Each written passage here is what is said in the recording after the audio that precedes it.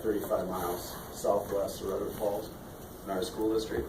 And what we did is when we sent out letters a year ago, generally we send out to our free and reduced lunch students, to their parents. We submitted another letter inside there stating that you're eligible for a drawing for a free computer for PCs for People. And we had a great response. What happened is that we were able to fund, or not fund, but distribute 35 desktop computers. The computers were Windows. They actually were. We upgraded most of them to Windows 10, so they're decent computers. About 2 years old is all. And so every student then or every family actually won the computer, and that's how we handled it, so that somebody didn't feel like feel bad about it or whatever. And so went really well. I would say if we could do it again. I had 5 students ask the first week of school, remember how we won those computers last year? My friend was interested. Sorry, we had that drawing at that time. So it was very successful, a good program. The families didn't have a working computer at home, and now they do. And I've just been thinking myself, we have a situation at school where we closed one of our elementary buildings and brought it all into Lamberton, and as a result, I depopulated 2 computer labs. And I'm thinking about doing the same thing just internally ourselves, and just have another drawing maybe next summer. And we'll send it out, the application again with the free and reduced, and maybe we can do it again, just do it ourselves. So. PCs for People does have like a portable lab they can come out and help you refurbish. Yeah. You guys can do that yourselves, I'm sure too. But maybe there's some resource there for us to do. So yeah, it's a great program. Leonard, could you say a little bit more about the partnership with ARVIG and MVTV? Well, that's such a key part of this. How did that all come together? Yeah, what happened is Julie got on the phone, and she's pretty persistent about it. Yes, she is. And Julie's famous across the state. I don't know if you guys know that, but she's a rock. Speaking of rock stars in her field, everybody comes to Julie to learn how to do it right. Yeah, she's really good. Yes, she is. I still got a sore look. MVT Wireless and ARVIG, we're very fortunate that those 2 providers were able to offer a deal, so to speak, as far as reduced price, that type of thing, and installation, and obviously that's key. As our school librarian told me about 5 years ago, just having a computer without internet access on, it's kind of like having a car without wheels on it. It's just, you have to have the internet access. That was a good partnership. So when we did the distribution in Lamberton and in Redwood, both providers, Pam was at both locations, I think. ARVIG, I don't think it was in town. MBTV was at both locations. Yes, we're at both locations. So, Pam, you can make a few comments about the number of families. We received four families out of that 35 that called to get reduced pricing. So MBTV does a reduced pricing for those that are eligible for the PCs for People. So they're able to call us, and we give them a 2 meg plan. I don't even know the price off the top of my head right now, for a reduced cost. Usually it's like half price of what. We actually don't even offer a 2 meg plan. It's a plan that we put in place just for PCs for People, and we had 4 out of the 35 that took advantage of that. And then with MBTV, we could have had more that I called in, but unable to service. These were the ones that we were able to service.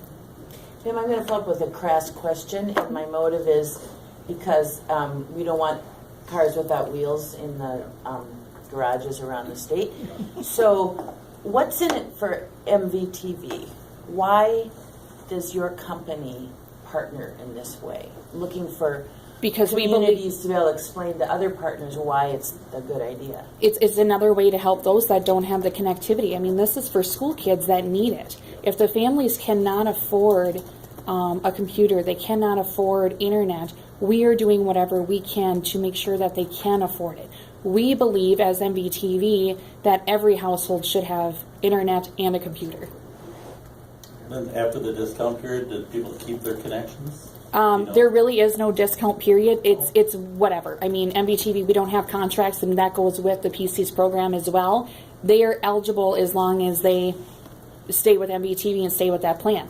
Now, they are able to upgrade and go to a faster speed if that's what they decide, but we don't offer a lower price. I mean, we have the special plan. If that's the one they want, they can go ahead and go with that. If they decide to go to any other plan, they're treated just like a normal customer, and they pay just like a normal customer. That's a great way to handle that. Yep. Thank Yep. you.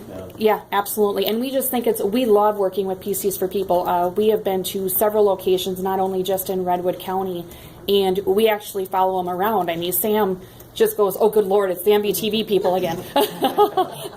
But we enjoy it, and we just think it's just great for us to be involved in the communities as much as possible, and that is helping, starting with our younger generation. Thank you to MVPD for putting wheels on the car, okay? Yeah, yes, thank you. Good job. Yeah, thank you.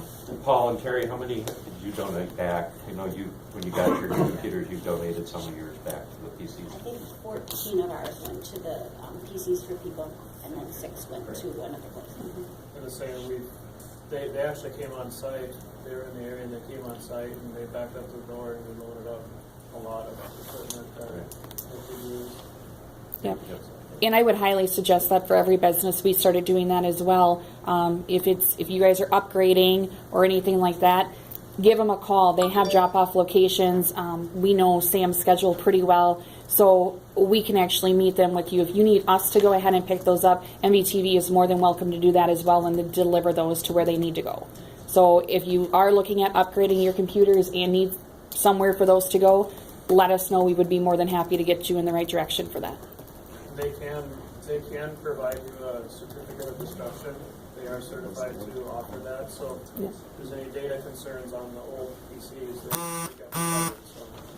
Let me just add a quick policy note. So I'm really privileged to sit on the Governor's Broadband Task Force representing rural communities, and we're in the process of drafting a report, do an annual report to the legislature and the governor. And I'm working particularly on a subgroup around adoption and digital literacy and kind of closing that gap. And one of the recommendations we're looking at is to have the state of Minnesota play more of a leadership role in partnering with organizations like PCs for People, that they would make these kind of arrangements of committing to recycle used equipment through vendors like PCs for People. And, pardon me, it's wonderful to see the leadership here in your county to do that.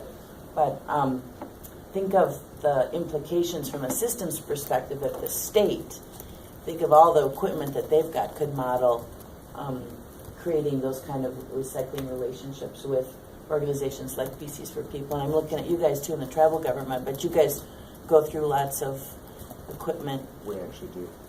Super, that's just great, it's good to know.